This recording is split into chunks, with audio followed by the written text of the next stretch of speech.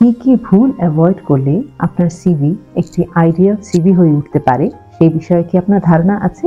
আমরা সাধারণত CV, curriculum ভাইটাই বা জীবন বৃত্তান্ত বলতে যা বুঝি তা হলো আমাদের এ যাবৎ যা কিছু শিক্ষাগত যোগ্যতা এবং কাজের অভিজ্ঞতা রয়েছে তাকে একটি ছোট্ট ডকুমেন্টের মধ্য দিয়ে প্রকাশ করা, যাতে আপনি এই সিভির মাধ্যমে যে অর্গানাইজেশনে আপনি কোনো একটি কাজের জন্য, একটি জব পজিশনের জন্য অ্যাপ্লাই করছেন সেখানে আপনি নিজেকে পরিচিত করতে পারেন এবং আপনার অ্যাপ্লাইড পজিশনের সাথে আপনার যে সমস্ত গুণাগুণ রয়েছে তার কতটুকু ম্যাচ করছে সেই বিষয়ে আপনি একটি ধারণা দিতে পারেন অর্গানাইজেশনকে। আমরা সচরাচর সিভি প্রিপারেশনের সময় কিংবা সিভি আপগ্রেড করার সময় কিছু ভুল করে থাকি। বন্ধুরা, welcome to passionate spirit. CV upgrade করার সময় কিংবা সিভিকে কাস্টমাইজ করার সময় সাধারণত যে ভুলগুলো হয়ে থাকে এবং যেই ভুলগুলোকে আপনাকে নিশ্চিতভাবে অ্যাভয়েড করার জন্য আমি পরামর্শ দেব, সেই ভুলগুলো নিয়ে আমাদের আজকের প্যাশনেট স্পিরিটের ভিডিও।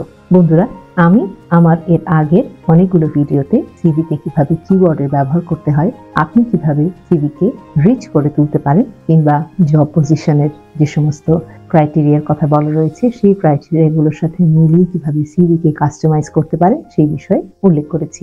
এই ভিডিওটি দেখার সাথে সাথে আপনি সিভি সম্পর্কিত প্যাশনেট স্পিরিটের অন্য ভিডিওগুলো দেখে নেবেন, এই অনুরোধ রইল। তো বন্ধুরা, চলে আসি মূল বিষয়টিতে।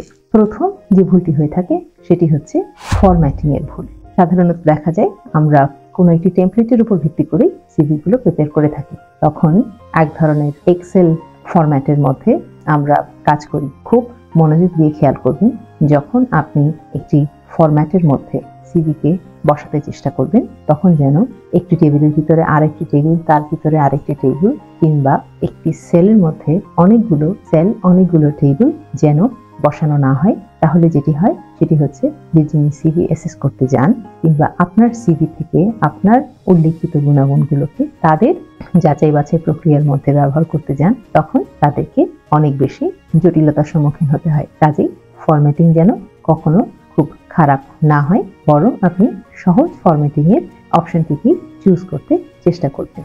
জানিয়ে রাখি, গুগল করলে আপনি এখন অনেক অ্যাভেলেবল ফ্রি সিভি ফরম্যাট পেয়ে যাবেন, যেগুলোর যে কোনো একটির উপরে আপনি আপনার নিজের সিভিকে বসিয়ে নিতে পারেন। দ্বিতীয় যে ভুলটি সাধারণত হয়ে থাকে সেটি হচ্ছে যেই পজিশনের জন্য আপনি অ্যাপ্লাই করছেন আর আপনার সিভিতে যে সমস্ত স্পেশালাইজেশনের কথা রয়েছে তার মধ্যে বৈপরীত্য কিংবা অসামঞ্জস্য।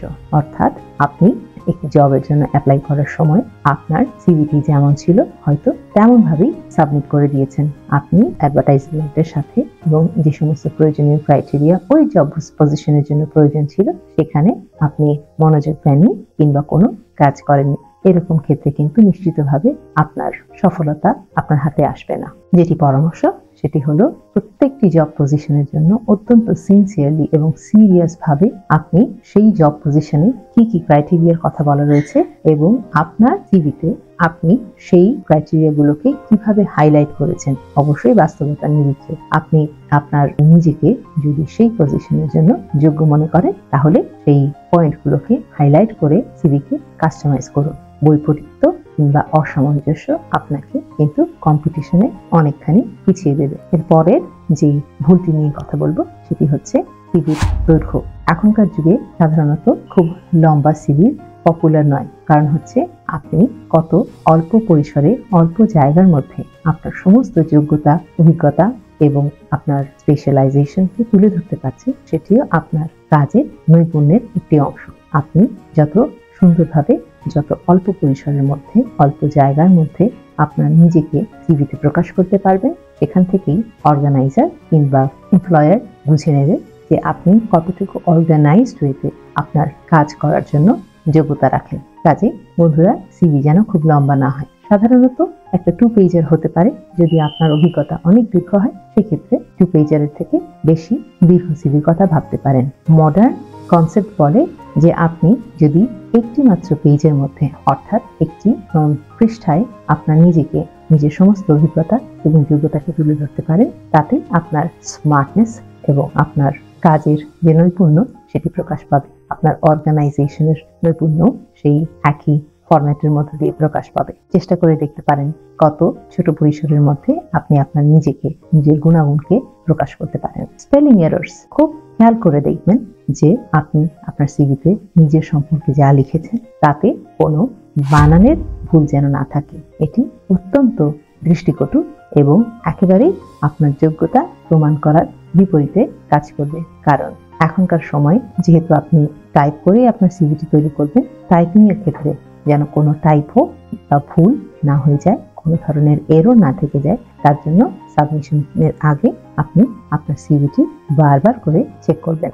খুব ইন্টারেস্টিং এবং খুব গুরুত্বপূর্ণ একটি বিষয় হলো, আপনি যখন সিভিতে আপনার নিজের সম্পর্কে লিখবেন তখন কখনোই মিথ্যা বলবেন না। আপনার সত্যিকারের যে যোগ্যতা রয়েছে, যে এডুকেশনাল ব্যাকগ্রাউন্ড রয়েছে এবং যে অভিজ্ঞতা রয়েছে তাকেই ভালোভাবে প্রেজেন্ট করতে চেষ্টা করুন। কিন্তু কখনোই এমন কোনো অভিজ্ঞতা কিংবা এমন কোনো স্কিলের কথা আপনি আপনার সিভিতে লিখবেন না যার সম্পর্কে আপনার কোনো আইডিয়া নেই। এতে হয়তোবা শর্ট টার্মে আপনি আপনার যোগ্যতা প্রমাণ করে কাজটি পেয়েও যেতে পারেন, কিন্তু পরবর্তীতে কিন্তু আপনাকেই বিপদে পড়তে হতে পারে। সুতরাং সাবধান, কখনো বাস্তবিকতার বিপরীতে গিয়ে সত্যের বদলে মিথ্যা লিখে সিভিকে মূল্যবান করতে চেষ্টা করবেন না।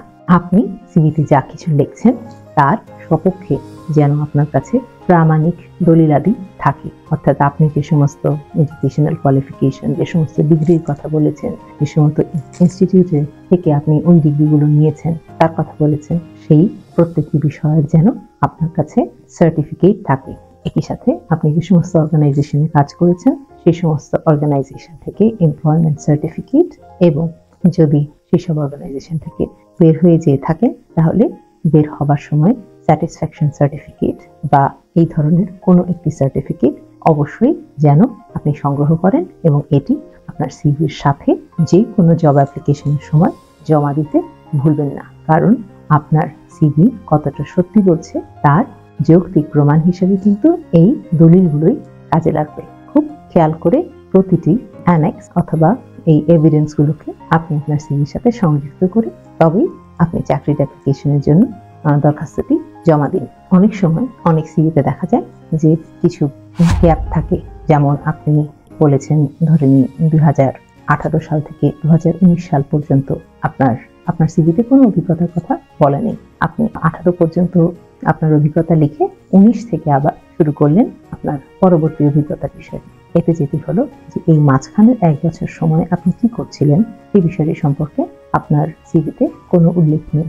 এটি এমপ্লয়ারকে এক ধরনের কনফিউশনের মধ্যে ফেলে দেয় এবং সাধারণত দেখা যায় আপনি লো স্কোর করেন। এরকম ক্ষেত্রে চেষ্টা করবেন প্রতিটি কারণ ব্যাখ্যা করতে। আপনি ওই টাইম পিরিয়ডের জায়গাটি উল্লেখ করে নিশ্চিতভাবে লিখতে পারেন যে ওই সময় আপনি হয়তোবা কোনো একটি ডিগ্রি অর্জনের জন্য কাজ করছিলেন, কিংবা আপনি ফ্রিল্যান্সিং করছিলেন, কিংবা আপনি সেই সময় আনএমপ্লয়েড ছিলেন। এই সত্যতাও কিন্তু এমপ্লয়ারকে মুগ্ধ করবে এবং আপনি কম্পিটিশনে এগিয়ে থাকতে পারবেন। শেষ যে পয়েন্টটি উল্লেখ করে আজকের ভিডিওটি শেষ করব, সেটি হচ্ছে একটি সিভি আপনার অস্তিত্বের প্রতিচ্ছবি। আপনি এই যাবৎ যে শিক্ষাগত যোগ্যতা অর্জন করেছেন এবং যে সমস্ত অর্গানাইজেশনের সাথে কাজ করেছেন তার সহজ সরল একটি প্রতিচ্ছবি তৈরি করার নামই হচ্ছে কারিকুলাম ভাইটা ই কিংবা জীবন বৃত্তান্ত।